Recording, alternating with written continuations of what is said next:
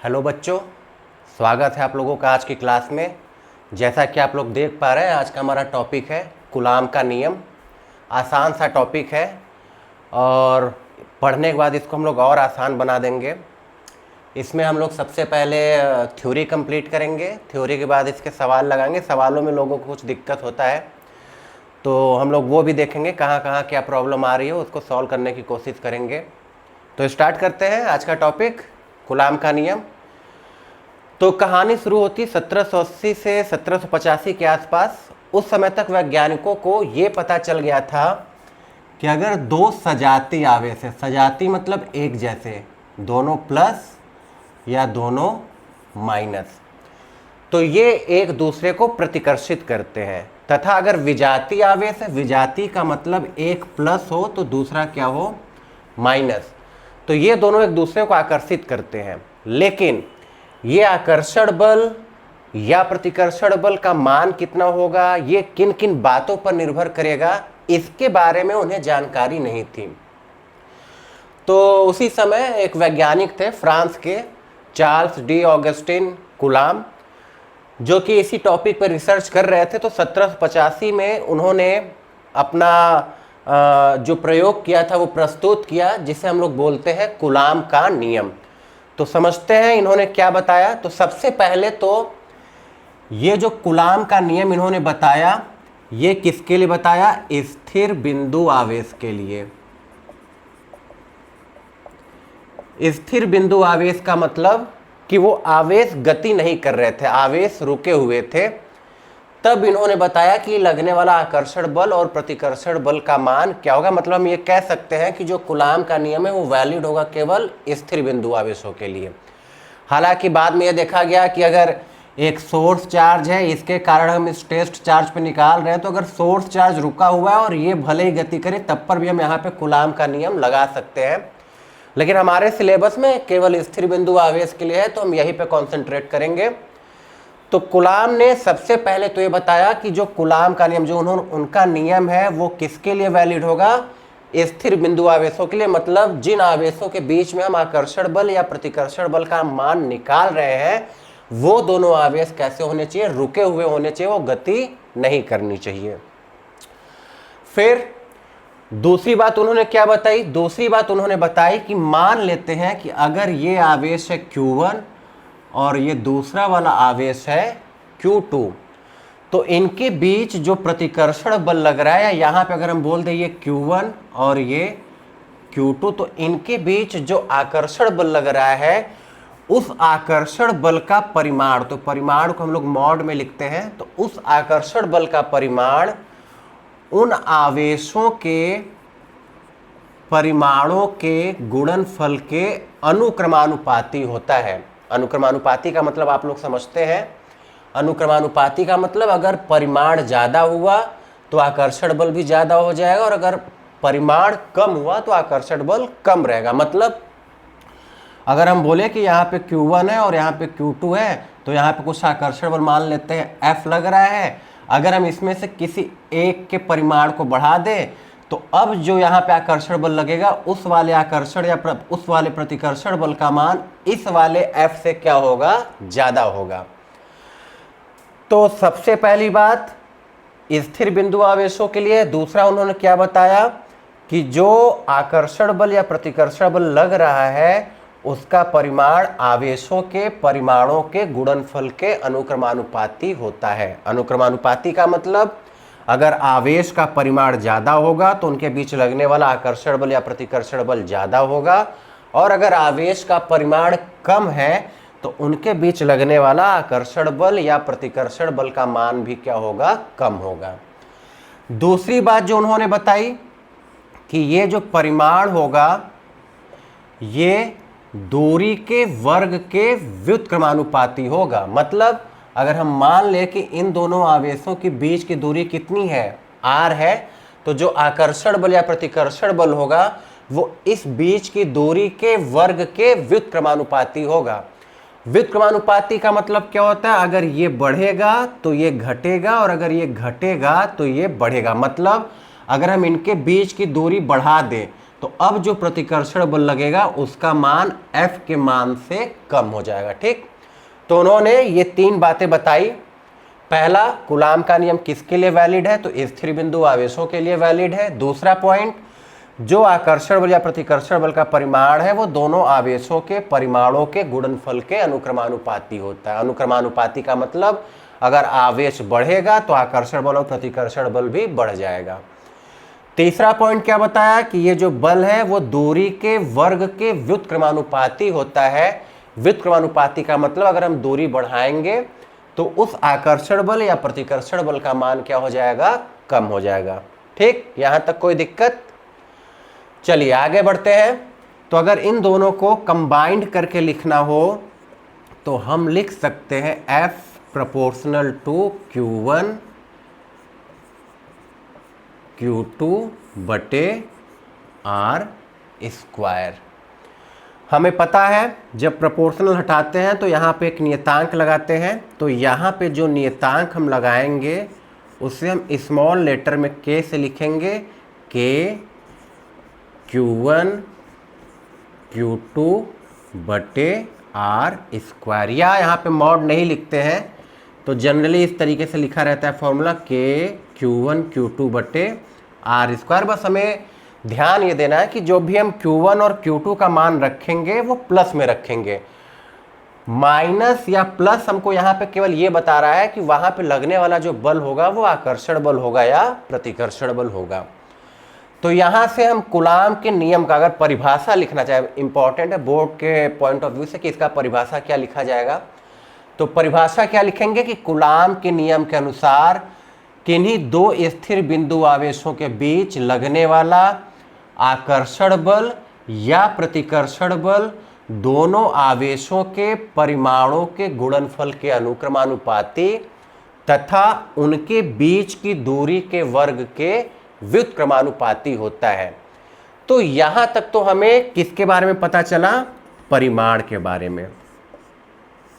लेकिन हमको पता है बल कैसी भौतिक राशि है, बल एक सदिश राशि है। सदिश राशि है इसका मतलब क्या हुआ कि इसके साथ साथ परिमाण के साथ और क्या होगा, दिशा होगा। तो दिशा कैसी होगी, तो उन्होंने बोला कि जो दिशा होगी वो दोनों आवेशों को मिलाने वाली रेखा के सीध में होगी। जैसे इस रेखा पे, वैसे ही इन दोनों आवेशों को एक सीधी रेखा से मिला दे तो जो बल की डायरेक्शन होगी, जो बल की दिशा होगी वो इस वाले रेखा के अलॉन्ग होगी। वही चीज यहां पे भी होगा। ठीक, अब अगर हमसे पूछे कि इस आवेश के कारण इस पे किस दिशा में बल लग रहा है, तो हमको पता है ये भी प्लस, तो ये इसको प्रतिकर्षित करेगा, मतलब पीछे की तरफ ढकेलेगा, तो इस पे दिशा क्या होगी, इस तरीके से। यहां पे ये भी माइनस, तो हमने आवेश को पहले एक सीधी रेखा से मिला दिया। अब ये माइनस इस माइनस को प्रतिकर्षित करेगा, इसलिए यहां भी बल की दिशा कैसे होगी, इस तरीके से। यहां अगर हमसे कोई बल की दिशा पूछे कि इस Q1 के कारण Q2 पे बल की दिशा क्या है, तो सबसे पहले हम उसको एक सीधी रेखा से मिलाएंगे। अब ये प्लस है, ये माइनस है, तो ये प्लस इस माइनस को आकर्षित करेगा, तो इसलिए यहां पे बल की दिशा इस साइड को होगी। ठीक, तो ये फॉर्मूला हुआ परिमाण निकालने का। और दिशा हम कैसे निकालेंगे, तो सबसे पहले दोनों आवेशों को एक सीधी रेखा से मिलाएंगे, फिर हमें यह देखना रहेगा कि वो सजातीय आवेश है या विजातीय आवेश है। सजातीय आवेश है तो प्रतिकर्षित करेगा, मतलब पीछे की तरफ ढकेलेगा, तो उसी रेखा पे हमने एरो बना दिया आगे की तरफ। विजातीय आवेश मतलब ये इसको अपनी तरफ खींच रहा है, तो इस रेखा पे हमने निशान बना दिया आगे की तरफ। तो इस तरीके से हम निकालते हैं परिमाण और इस तरीके से हम निकालते हैं दिशा। ठीक, कोई दिक्कत? तो अब इसके बाद थोड़ा हम और इस फॉर्मूले पे जाते हैं और देखते हैं कि इसमें कौन कौन सी चीजें हैं और उनका क्या मतलब है।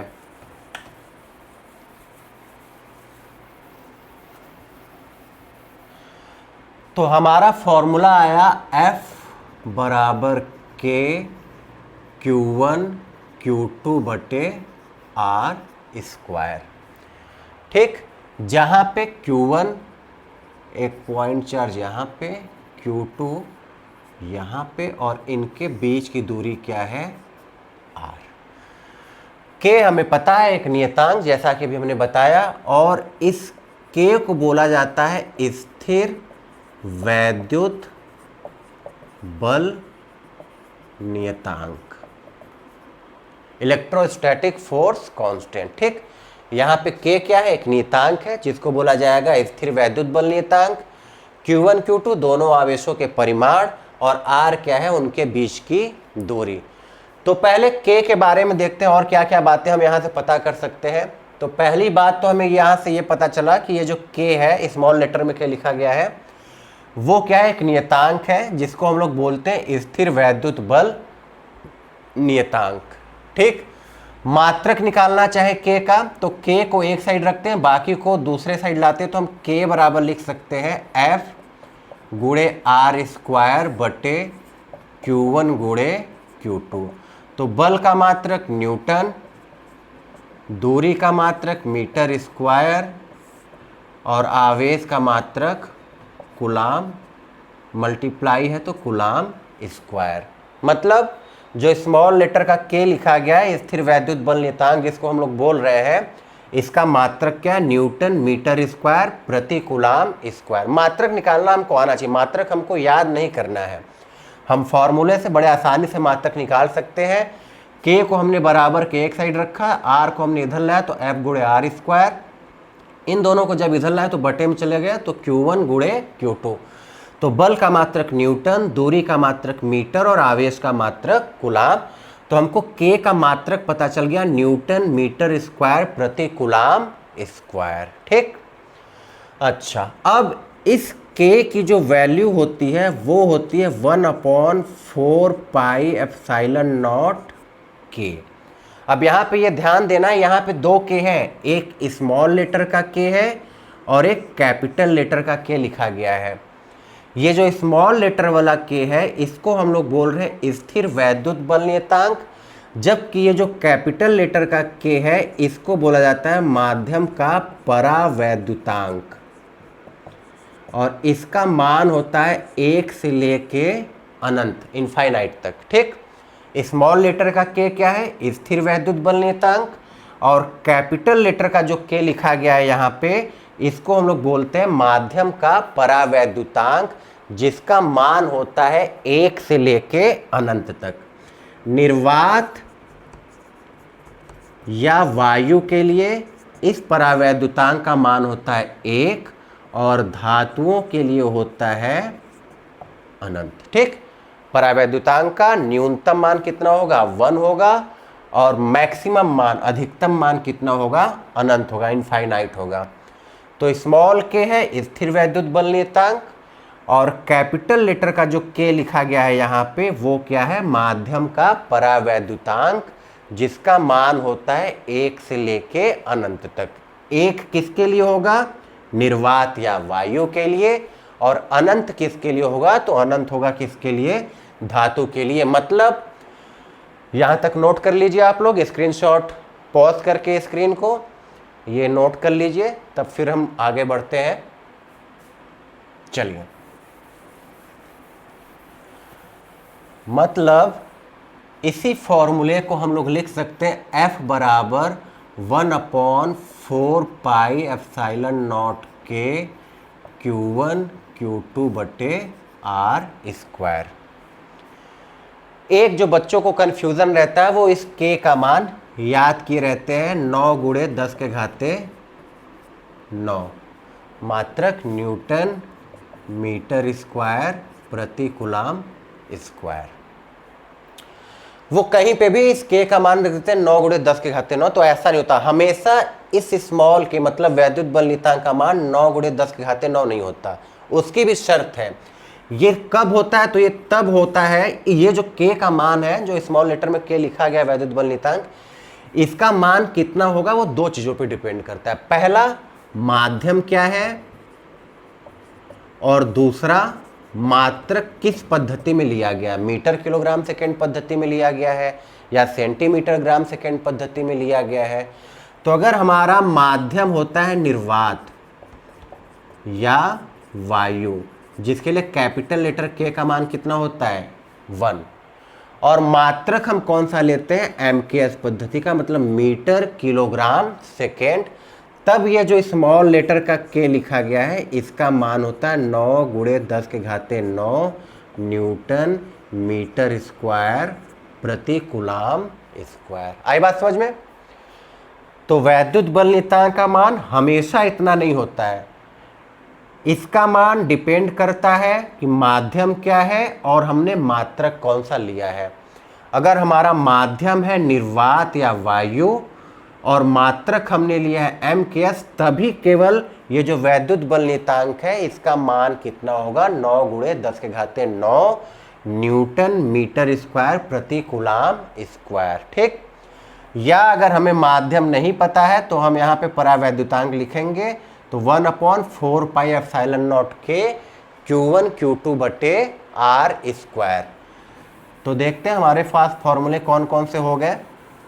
पहला F बराबर स्मॉल के Q1 Q2 बटे R स्क्वायर। इस K की वैल्यू हमने कितनी लिखी, 1/4 पाई एप्सिलॉन नॉट कैपिटल के। ये K है नियतांक जिसको हम लोग बोल रहे हैं स्थिर वैद्युत बल नियतांक, जबकि ये जो कैपिटल लेटर का K लिखा गया है ये प्रदर्शित कर रहा है परावैद्युतांक को। फिर हमने बोला कि अगर हमारा माध्यम क्या है, निर्वात या वायु, और हमारे मात्रक की पद्धति क्या है, MKS, तो इस K का मान रखेंगे हम 1, और ये पूरी वैल्यू जो निकल के आएगी वो किसके बराबर आएगी, 9 गुणे 10 के घाते 9। तो हमारा ये जो फॉर्मूला है ये हो जाएगा 9 गुणे 10 के घाते 9 Q1 Q2 बटे R स्क्वायर। ठीक, तो ये ध्यान रखना है कि ये फॉर्मूला हमेशा नहीं वैलिड होगा, ये तभी वैलिड होगा जब हमारा माध्यम क्या हो, निर्वात या वायु, और मात्रक की पद्धति क्या हो, MKS। अगर हमारा माध्यम निर्वात या वायु है और माध्यम मात्रक की पद्धति क्या है, CGS, तब ये जो F आता है ये बराबर आता है Q1 Q2 बटे R स्क्वायर डाइन के। ठीक है, तो इस बात का ध्यान देना, यहाँ पे बच्चे गलती कर जाते हैं। ये फॉर्मूला तभी लगाएंगे जब हमारा माध्यम क्या हो, निर्वात या वायु हो, और मात्रक की पद्धति क्या हो, MKS। ठीक है, चलिए और आगे बढ़ते हैं। तो हम लोगों ने यहाँ पे देखा, यहाँ पे एक नियतांक आया K जिसको हम लोग बोल रहे हैं वैद्युत बल नियतांक। फिर इसकी वैल्यू हमने रखी 1/4 पाई एप्सिलॉन नॉट के। ये जो K है इसको बोला जाता है माध्यम का परावैद्युतांक, जो कि हमने देखा जिसकी वैल्यू होती है 1 से लेके अनंत तक। अब ये एप्सिलॉन नॉट क्या है, तो एप्सिलॉन नॉट को बोला जाता है निर्वात की वैद्युतशीलता। ठीक है, एप्सिलॉन नॉट क्या होगा, निर्वात की वैद्युतशीलता, जिसका मान होता है 8.85 गुणे 10 के घाते -12 कूलाम स्क्वायर प्रति न्यूटन मीटर स्क्वायर। देखिए मात्रक यहाँ से हमने निकाला, एप्सिलॉन नॉट को इधर ले गए, F इधर आया, तो कूलाम स्क्वायर बटे न्यूटन मीटर स्क्वायर। तो एप्सिलॉन नॉट का मात्रक क्या हो गया, कूलाम स्क्वायर प्रति न्यूटन मीटर स्क्वायर। तो एप्सिलॉन नॉट को बोला जाता है निर्वात की वैद्युतशीलता, और इसकी जो वैल्यू होती है वो होती है 8.85 गुणे 10 के घाते -12 कूलाम स्क्वायर प्रति न्यूटन मीटर स्क्वायर। ठीक, तो अगर हमारा माध्यम क्या है, निर्वात या वायु, तो हम बोले इस K का मान कितना हो जाएगा, 1 हो जाएगा। तो F बराबर हम लोग लिख सकते हैं 1/4 pi epsilon not Q1 Q2 बटे R स्क्वायर। ये मान लेते हैं निर्वात के लिए है, तो यहाँ पे हमने लगा दिया A। अगर माध्यम है, किसी माध्यम में क्या होगा, FM लिखते हैं 1/4 पाई एप्सिलॉन नॉट के Q1 Q2 बटे R स्क्वायर, या इसको हम लोग लिख सकते हैं कुछ इस तरीके से 1/4 pi epsilon not Q1 Q2 बटे R स्क्वायर। ये वैल्यू चेक करिए, ये और ये सेम है, इसका मतलब FM बराबर क्या आएगा, FA बटे के। तो यहाँ से एक और इम्पोर्टेंट रिजल्ट आता है, मतलब अगर किन्हीं दो आवेशों को हमने कहाँ रखा, निर्वात में, और उनके बीच जो आकर्षण बल या प्रतिकर्षण बल है उसका मान क्या है, F। फिर इन्हीं दो आवेशों को हम उतनी ही दूरी पे, मान लेते हैं ये दूरी r है, तो यहाँ भी उतनी ही दूरी पे r पे रखते हैं, लेकिन यहाँ पे कोई माध्यम दूसरा लेते हैं, मान लेते हैं माध्यम 1, और इसका परावैद्युतांक कितना है, k। तब यहाँ पे जो आकर्षण बल या प्रतिकर्षण बल होगा वो इस बल के बटे क्या हो जाएगा, k। मतलब किसी माध्यम में ले जाने पे लगने वाला आकर्षण बल और प्रतिकर्षण बल क्या हो जाता है, कम हो जाता है। ठीक है, तो ये बात याद रखनी है और ये फॉर्मूला भी हमको याद रखना है। ठीक, तो ये था हम लोगों का थ्योरी पोर्शन। एक बार जल्दी से रिवाइज कर लेते हैं।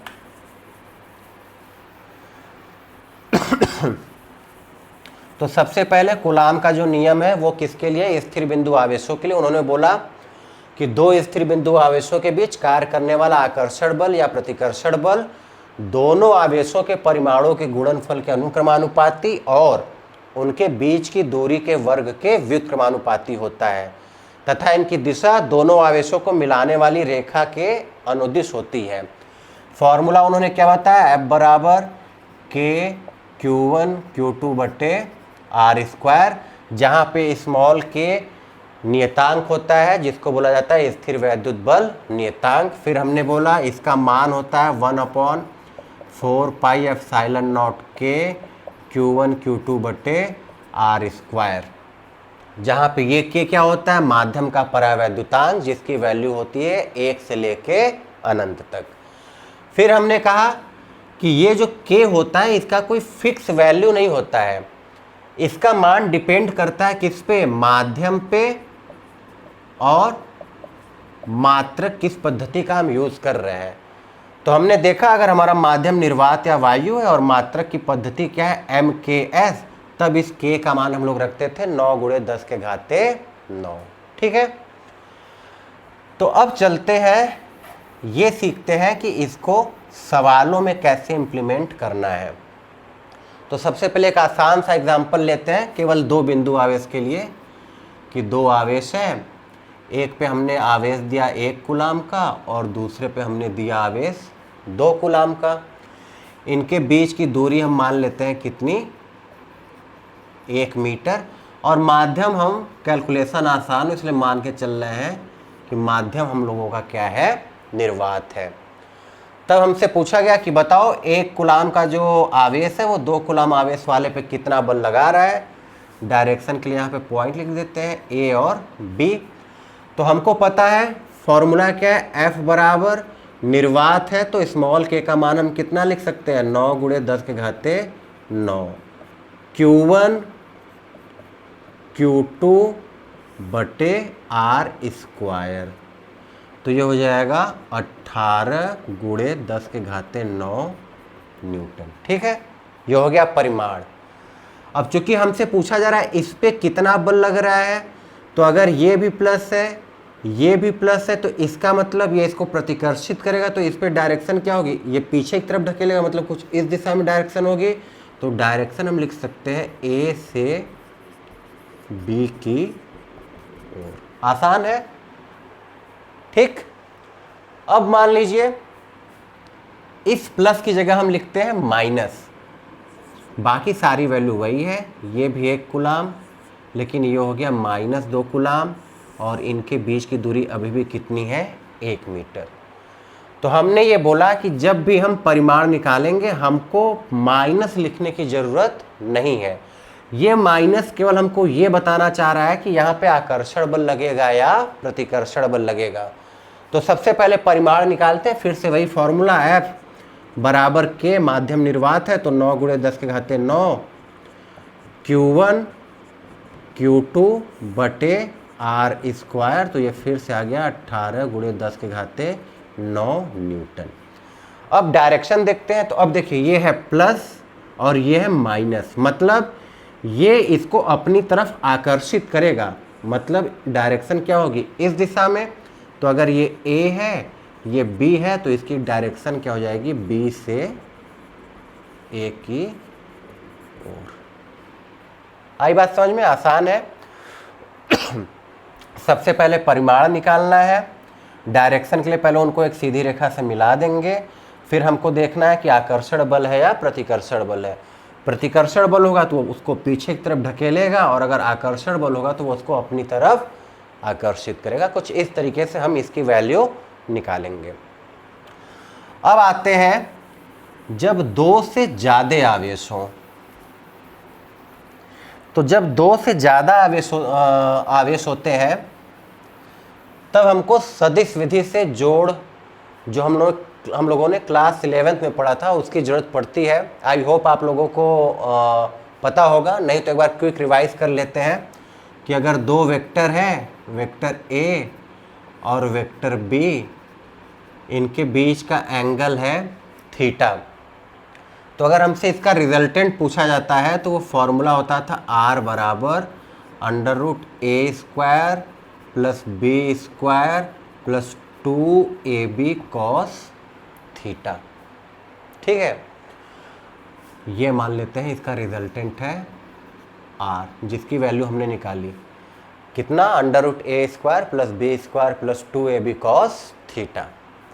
रिजल्टेंट मान लेते हैं, एंगल बनाता है कितना, अल्फा। तो tan अल्फा कितना होगा, tan अल्फा होगा B sin थीटा बटे A प्लस B cos थीटा। तो अगर दो सदिश है, वेक्टर A और वेक्टर B, इनके बीच का रिजल्टेंट निकालना है तो R बराबर √A² plus B² plus 2AB cos theta से, और रिजल्टेंट कितना एंगल बना रहा है, तो tan अल्फा बराबर B sin थीटा बटे A plus B cos theta. इसके कुछ रिजल्ट भी हैं, जैसे अगर ये दोनों बराबर हो, वेक्टर A और वेक्टर B का परिमाण मान लेते हैं एक दूसरे के बराबर है, कितना है, A है, तो ये जो R होगा वो हो जाएगा A² plus A² plus 2AB, यहाँ भी ये लिखेंगे तो 2A² cos थीटा, तो 2A² प्लस 2A² cos थीटा, 2A² कॉमन मिल गया, 1 प्लस cos थीटा। अब यहाँ पे बायो वाले बच्चों को थोड़ी परेशानी आ सकती है क्योंकि मैथ से यहाँ पे आ गया, लेकिन मैथ वाले हमारे बच्चे जानते होंगे कि जो 1 प्लस cos थीटा है इसकी वैल्यू होती है 2 cos स्क्वायर थीटा बाई 2। तो इसकी जगह हम लिखेंगे 2 cos स्क्वायर थीटा बाई 2, तो ये हो जाएगा 4A² cos square theta by 2। तो ये निकल के आएगा कितना, 2A cos थीटा बाई 2। तो अगर दोनों वेक्टर A और B बराबर है तो परिमाण निकालने के लिए हम डायरेक्ट ये वाला फॉर्मूला लगा सकते हैं, 2A cos थीटा बाई 2। ठीक, तो ये रिजल्ट और ये रिजल्ट आप लोग याद रखिए, तब फिर हम लोग सवाल लगाते हैं। नोट कर लीजिए। चलिए,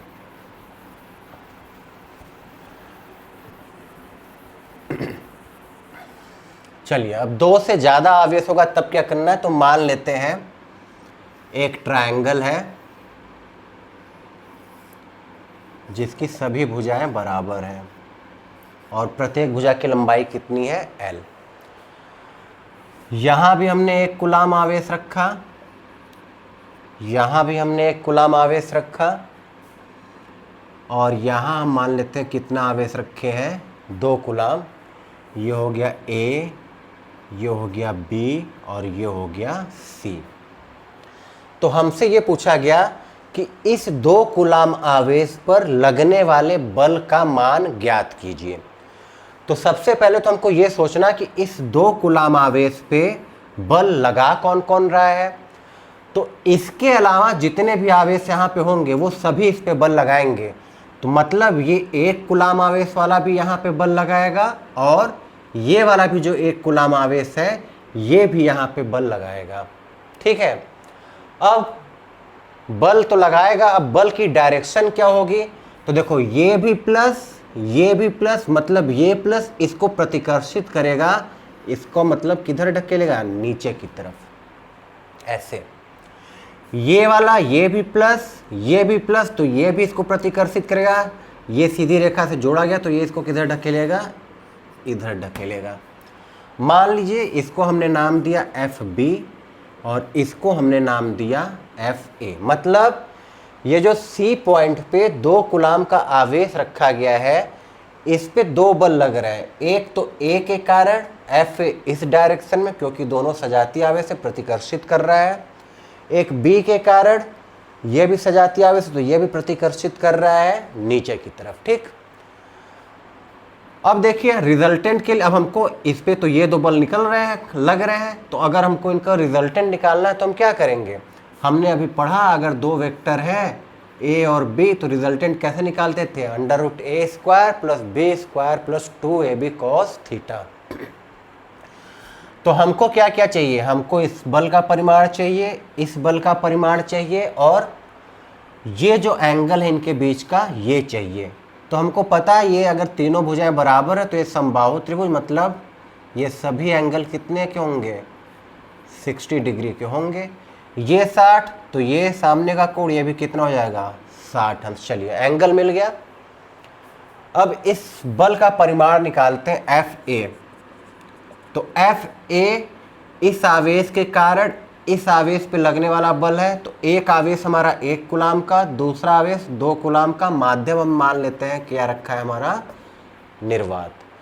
तो एफ ए बराबर क्या हो जाएगा, 9 × 10⁻9 Q1 Q2 बटे L की वैल्यू ले लेते हैं 1 मीटर, 1 का वर्ग। तो ये कितना जाएगा, 18 × 10⁻9 न्यूटन। ठीक, ऐसे ही एफ बी भी निकाल लेते हैं। एफ बी तो 9 × 10⁻9 Q1 1 Q2 2 बटे बीच की दूरी का वर्ग, तो 1 का स्क्वायर 18 × 10⁻9 न्यूटन। ठीक है, तो हम देख सकते हैं कि हमारे दोनों बलों का परिमाण क्या आया है, बराबर आया है। बराबर आया है तो हमने अभी एक रिजल्ट पढ़ा था कि रिजल्टेंट निकालने का 2a cos θ/2। मान लेते हैं कि ये जो बल है वो किसके बराबर है, f के। तो ये दोनों बराबर हैं, तो ये भी कितना होगा, f। तो अभी हम f लिख के सॉल्व करेंगे, बाद में f की वैल्यू उतनी पुट कर देंगे। तो r बराबर 2f cos। अब देखते हैं थीटा कितना है, तो थीटा है 60 अंश, तो 60 बटे 2 कितना हो जाएगा, 30 अंश। तो 2f cos 30 अंश का मान √3 बटे 2, 2 से 2 कटा, तो ये आया f√3। ठीक है, तो हमें ये पता चल गया कि ये जो रिजल्टेंट इधर r लग रहा है इसकी वैल्यू कितनी है, f√3 है। f की वैल्यू कितनी है, पहले ही हमने निकाल रखा है, 18 × 10⁻9। तो जो रिजल्टेंट होगा वो हो जाएगा 18√3 × 10⁻9 न्यूटन। ठीक है, मतलब इन दोनों आवेशों के कारण इस आवेश पे जो बल लग रहा है उसकी वैल्यू कितनी है, 18√3 × 10⁻9 न्यूटन। ठीक, आसान है, कैसे करना है एक बार फिर से। इस पे हमको बल का मान निकालना था, तो इस पे बल कौन कौन लगाएगा, ए वाला आवेश लगाएगा और बी वाला आवेश लगाएगा। ये सजातीय आवेश है तो ये इसको आगे की तरफ धकेलेगा, तो इसके कारण लगने वाला बल इस दिशा में हो गया। ये भी सजातीय आवेश है तो ये इसको नीचे की तरफ धकेलेगा, तो इसके द्वारा लगने वाला बल कहाँ हो गया, नीचे की तरफ हो गया। हमने एफ ए का मान निकाला, एफ बी का मान निकाला फॉर्मूले से के Q1 Q2 बटे r² से, दोनों बराबर है तो हमने मान लिया कि ये भी f है और ये भी f है। f की वैल्यू कितनी, 18 × 10⁻9। फिर हमारे पास फॉर्मूला था कि अगर दो सदिश है दोनों का परिमाण बराबर होता है तो हम रिजल्टेंट निकाल सकते हैं 2a cos θ/2 से। तो इसको हमने सॉल्व किया और हमारा रिजल्टेंट कितना गया, 18√3 × 10⁻9। डायरेक्शन किधर है, डायरेक्शन इस साइड है। ठीक है, नोट कर लीजिए।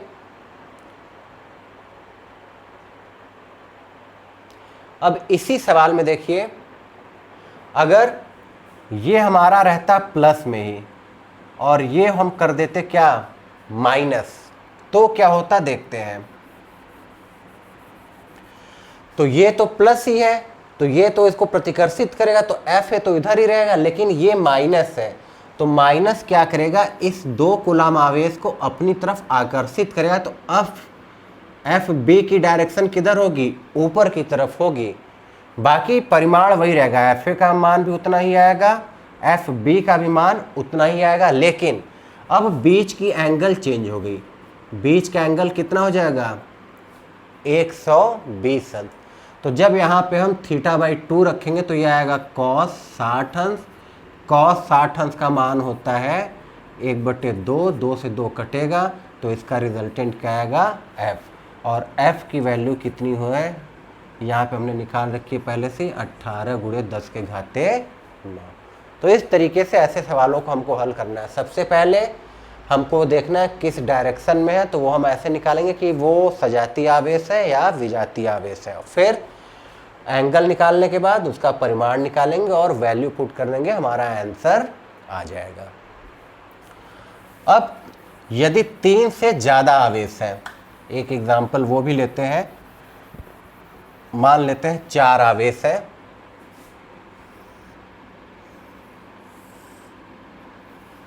कैलकुलेशन आसान हो तो इसीलिए सबको हम कितना मान लेते हैं, 1 कूलाम। ठीक, बीच की दूरी भी कितनी, 1 मीटर। ये ए बी सी डी। फिर से हमें क्या करना है, हमें यहाँ पे इस 1 कूलाम आवेश पे कितना बल लग रहा है वो हमको निकालना है। तो सबसे पहले हम क्या देखेंगे कि इस पे कौन कौन बल लगाएगा। तो इसके अलावा जितने भी आवेश यहाँ होंगे वो सभी इस पे बल लगाएंगे। ये भी लगाएगा, ये भी लगाएगा और ये भी लगाएगा। ठीक, फिर हमको दिशा निकालना है। तो दिशा कैसे निकलती है, दोनों आवेशों को एक सीधी रेखा से मिलाते हैं, तो ये दोनों एक सीधी रेखा से मिले हुए हैं पहले से ही। फिर अब वो आकर्षित करेंगे या प्रतिकर्षित करेंगे, तो दोनों सजाती हैं, इसका मतलब प्रतिकर्षित करेंगे, तो ये इस पे बल लगाएगा नीचे की तरफ, एफ बी। ये वाला आवेश किधर बल लगाएगा, तो सबसे पहला काम दोनों आवेशों को एक सीधी रेखा से मिलाना। तो ये हमने एक सीधी रेखा से मिला दिया कुछ इस तरीके से, ये भी प्लस में, ये भी प्लस में, तो ये भी क्या करेगा, इसको प्रतिकर्षित करेगा, मतलब इस डायरेक्शन में लगाएगा फोर्स। कितना, एफ ए हमने मान दे दिया। ठीक है, आते हैं डी के कारण। तो ये पहले से एक सीधी रेखा से मिले हुए हैं, दोनों सजाती हैं, तो ये इसको क्या करेगा, प्रतिकर्षित करेगा, तो ये हो गया एफ डी।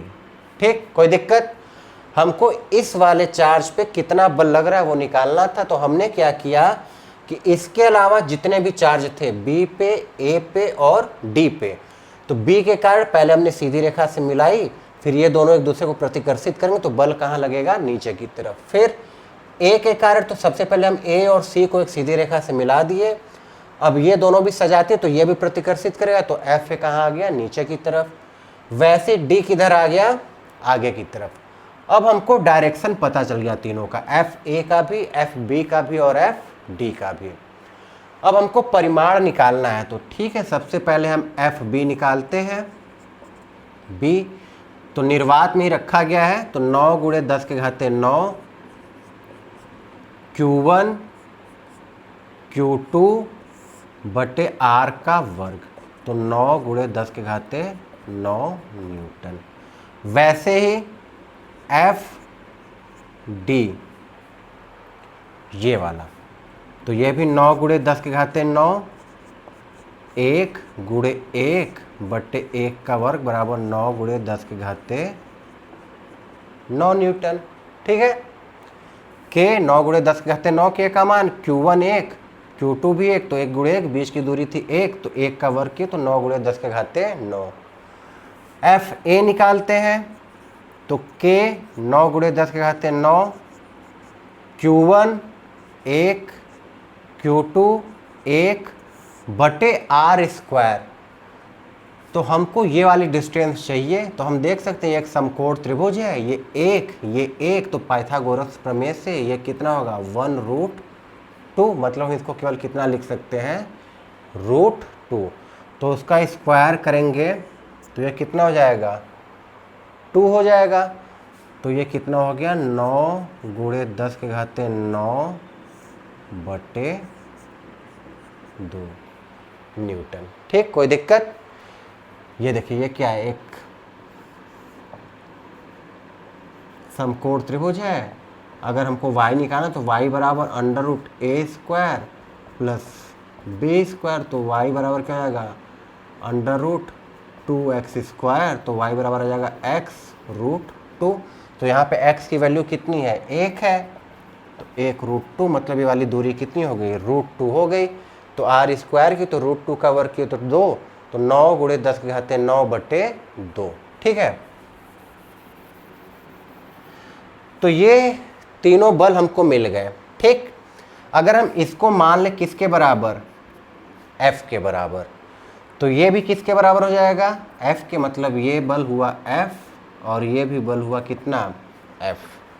ये देख सकते हैं, तो ये कितना आ जाएगा F बटे 2, मतलब ये कितना हो गया F बटे 2। तो देखिए पहले तो ये F और ये F काम कर रहा है और ये F/2 काम कर रहा है। अच्छा, ये वर्ग है, चारों भुजाएं बराबर है, तो ये भी 90 अंश, ये भी 90 अंश और ये कितना होगा 45 अंश और ये भी कितना होगा 45 अंश। इसका मतलब ये जो एंगल होंगे वो भी कितने होंगे 45 डिग्री होंगे।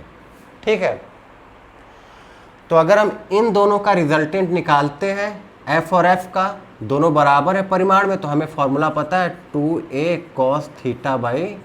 तो 2f cos थीटा कितना है, दोनों के बीच का कोण 90 अंश है, तो 90 बटे 2 कितना 45 अंश। तो 2 गुणे f cos 45 अंश का मान 1 बटे √2, 2 में √2 से भाग देंगे तो कितना जाएगा f√2 न्यूटन। ठीक है, मतलब इन दोनों का रिजल्टेंट कितना आया f√2। अब हमको निकालना है कि एंगल कितना होगा, तो एंगल के लिए हमने फॉर्मूला क्या लिखा था tan अल्फा बराबर b sin थीटा बटे a प्लस b cos थीटा। तो b भी कितना है f sin थीटा sin 45 अंश 1 बटे √2, a कितना है f b cos थीटा कितना है f cos 45 अंश 1/√2 है। ठीक है, तो ये कितना हो गया f डिवाइडेड बाई √2 और ये कितना हुआ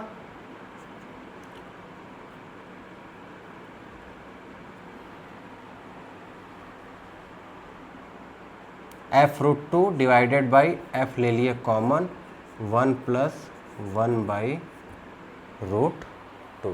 ठीक है, tan अल्फा बराबर क्या है हमारा b sin थीटा बटे a plus b cos theta. Sine theta का मान कितना है 45 अंश है, तो f/1√2, ओ सॉरी साइन थीटा है यहाँ पे कितना 90 अंश। तो tan अल्फा बराबर b sin थीटा बटे a प्लस b cos थीटा। तो b sin 90 अंश का मान कितना हो गया 1, a का मान कितना है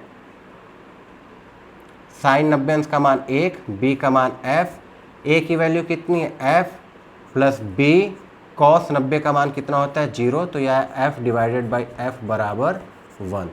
तो tan अल्फा किसके बराबर आया 1 के बराबर आया। इसका मतलब अल्फा कितना हुआ 45 अंश। मतलब ये जो इन दोनों का रिजल्टेंट है वो भी कितने एंगल पे काम कर रहा है 45 पे। तो रिजल्टेंट उनका आया कितना था, उनका रिजल्टेंट आया था f√2। मतलब इस डायरेक्शन में दो बल लग रहे हैं, एक तो f/2 इसके कारण और एक इन दोनों के रिजल्टेंट के कारण f√2। तो जो टोटल फोर्स हो जाएगा F नेट वो कितना होगा f√2 प्लस f/2, तो f√2 प्लस 1/2। एफ की वैल्यू पुट कर देते हैं। एफ की वैल्यू कितनी है, 9 गुणे 10 के घाते 9। तो हमारा जो रिजल्टेंट है वो एफ नेट हो जाएगा 9 गुणे 10 के घाते 9 √2 + 1/2 न्यूटन। ठीक है, इस तरीके से हम लोगों को ऐसे सवालों को हल करना है। एक दो बार अपने से कोशिश करिएगा, इनको माइनस में चेंज करके देखिएगा, या इसको प्लस में ही रहने दीजिएगा, इसको माइनस में कर दीजिएगा, तब चेक करिएगा कैसे निकालना है। कोई दिक्कत है तो कमेंट सेक्शन में हमको मैसेज करिए। इसके बाद जो इसका एक बहुत ही इम्पॉर्टेंट पार्ट रह जाता है जिसको बच्चे छोड़ देते हैं, वो है सदिश रूप में इसको कैसे सॉल्व करते हैं। ठीक है, जैसे एक कूलाम का एक आवेश यहाँ पे है और एक कूलाम का आवेश यहाँ पे है।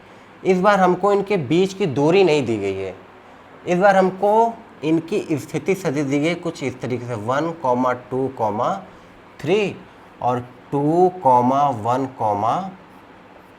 2। और हमसे ये बोला गया कि इस वाले आवेश पे लगने वाले बल की वैल्यू ज्ञात कीजिए। तो अगर आप लोगों को स्थिति सदिश ज्ञात पता हो, निकालना आता हो, अगर आप लोगों ने वेक्टर में पढ़ा हो, तो स्थिति सदिश मतलब इनके बीच की दूरी अगर हमको निकालनी है वेक्टर r, तो इसके कारण इस पे बल निकालना है। मतलब ये हो गया हमारा प्रारंभिक और ये क्या हो गया, अंतिम हो गया। तो जो वेक्टर r होता है वो अंतिम में से पहले वाले को घटाते हैं, मतलब 2 - 1 i cap plus 1 - 2 j cap plus 2 - 3 k cap. मतलब वेक्टर r बराबर आएगा i cap minus j cap minus k cap. ठीक है, हमको इसके बीच का ये जो दूरी है वो मिल गया, वेक्टर r किसके बराबर, i cap minus j cap minus k cap के। इसका अगर परिमाण चाहिए तो हमको पता है मॉड वेक्टर r आप लोगों ने 11th में पढ़ा होगा, √a² + b² + c², ये किसके बराबर आ जाएगा, √3 आ जाएगा। अब हम मैग्नीट्यूड निकाल सकते हैं, हमको परिमाण पता चल गया, इनके बीच की दूरी कितनी है, √3 है। तो f बराबर k q1 q2 बटे r का वर्ग, तो √3 का वर्ग करेंगे तो 3, तो 3 गुणे 10 के घाते 9 कूलाम। लेकिन अभी हमको केवल मैग्नीट्यूड पता चला है, डायरेक्शन हमने नहीं निकाला है। तो देखो, हमसे पूछा गया कि यहाँ पे लगने वाला बल ज्ञात करना है, तो हमें पता है यहाँ पे जो बल लग रहा है उसकी दिशा कैसी होगी, ये इसको प्रतिकर्षित करेगा, मतलब इस दिशा में होगी। ये दिशा क्या होगी, तो अगर हमको कोई वेक्टर दिया रहता है तो उसकी दिशा हम कैसे निकालते हैं, यूनिट वेक्टर से, r कैप से, जो कि बराबर होता है वेक्टर r बटे मॉड ऑफ वेक्टर r। ये सारी बातें 11th की है। जब 11th में टीचर कहता है कि बच्चों पढ़ लो, तो बच्चे सोचते हैं कि 11th का पढ़ के क्या करेंगे, सीधे 12th में जाएंगे तो पढ़ेंगे। तो यही है, अगर 11th आपने अच्छे से नहीं पढ़ा है तो यहाँ पे ये सवाल हल करने में आपको परेशानी आएगी। तो हम लोगों ने क्या कहा कि ये जो वेक्टर है हमको यहाँ पे अब डायरेक्शन चाहिए, ये वाली डायरेक्शन। तो डायरेक्शन हम कैसे निकालते हैं, यूनिट वेक्टर से निकालते हैं। और यूनिट वेक्टर क्या होता है, वेक्टर r बटे मॉड ऑफ वेक्टर r। तो यहाँ पे ये क्या हो जाएगा, वेक्टर r बटे मॉड ऑफ वेक्टर r। तो 3 गुणे 10 के घाते 9, वेक्टर r हमने ऑलरेडी निकाल रखा है, i cap minus j cap minus k cap बटे मॉड ऑफ वेक्टर r कितना है, √3 के बराबर है। तो 3 में √3 से जब डिवाइड करेंगे तो कितना आएगा, √3 × 10⁹ i cap minus j cap minus k cap. ये होगा हमारा रिजल्टेंट। ठीक है, तो जो सदिश वाले सवाल होते हैं उनको कुछ इस तरीके से हल करते हैं। इसी सवाल को चेंज कर देता है, देखिए कभी कभी इस तरीके से दे देगा, इसको नोट कर लीजिएगा आप लोग। जैसे यहाँ पे हम लोगों को ये स्थिति दिया था, तो ये हमको इस रूप में दे सकता है, बिंदु दे देगा ओ, बोल देगा कि ये वाला जो आर वेक्टर है वो है i cap plus 2j cap plus 3k cap, और ये जो है ये है 2i cap plus j cap plus 2k cap. तो ये जो पॉइंट दिए थे और ये जो स्थिति सदिश दी गई है, इन दोनों में कोई अंतर नहीं है, करना वैसे ही है। Vector R final vector minus initial vector. Final क्यों? क्योंकि हमको इसके कारण यहाँ पर निकालना है तुम्हारी डायरेक्शन किधर से है, इधर से इधर। तो हम यहाँ से चलना शुरू किए तो ये इनिशियल और इधर की तरफ जा रहे हैं तो ये फाइनल। तो R F minus R initial, तो फिर से इसमें से इसको माइनस करेंगे तो जो वहाँ पे हमारे वेक्टर आर की वैल्यू आई थी वही वैल्यू यहाँ पर फिर से आएगी। ठीक, तो इतनी चीज़ें अगर आप अच्छे से पढ़ लेते हैं तो आपको कूलाम के नियम में कोई भी परेशानी नहीं आने वाली है। तो लगभग बहुत सी चीज़ें, लगभग सारी चीज़ें हम लोगों ने कवर की। आप घर पे अपने से अच्छे से प्रैक्टिस करिए। कोई दिक्कत परेशानी आए तो कमेंट सेक्शन में मैसेज करिए, उसका रिप्लाई किया जाएगा। तब तक के लिए नेक्स्ट वीडियो में मिलते हैं, और आप तब तक पढ़ते रहिए और आगे बढ़ते रहिए।